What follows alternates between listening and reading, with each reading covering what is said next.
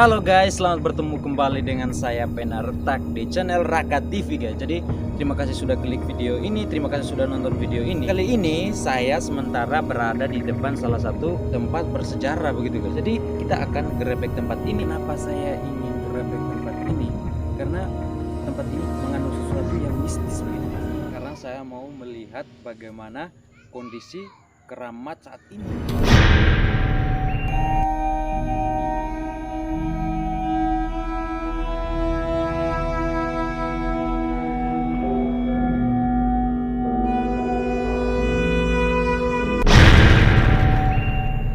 Di tempat ini juga guys, orang di sini sering memohon atau meminta sesuatu.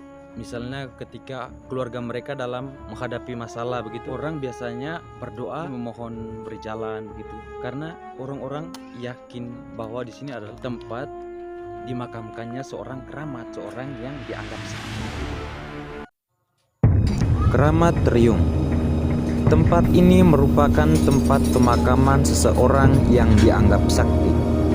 Banyak orang yang masih mencari tahu nama asli orang sakti ini.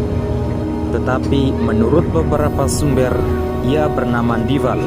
Ia berasal dari Riung Barat, tepatnya di Mbazang, dan yang kemudian bernomaden dan menetap di Riung.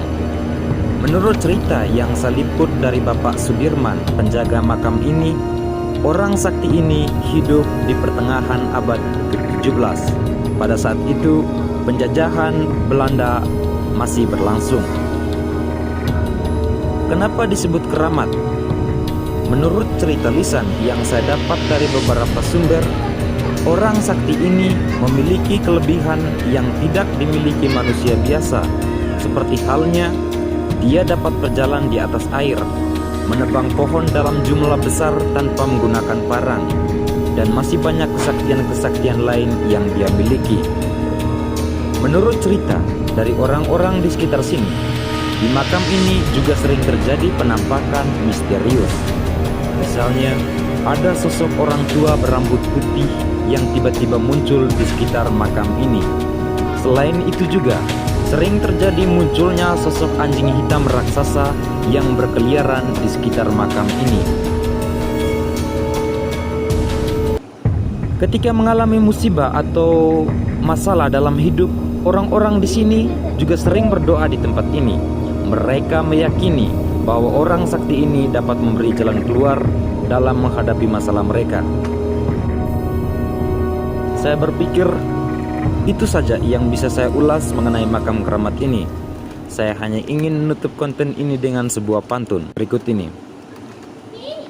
Para penonton sakit kepala, moga-moga lekas mati. Kalau ada kata yang salah, janganlah simpan di dalam hati. Pena Retak, itu saja dulu, nanti baru lanjut. Jangan lupa senyum sedikit biar anjay.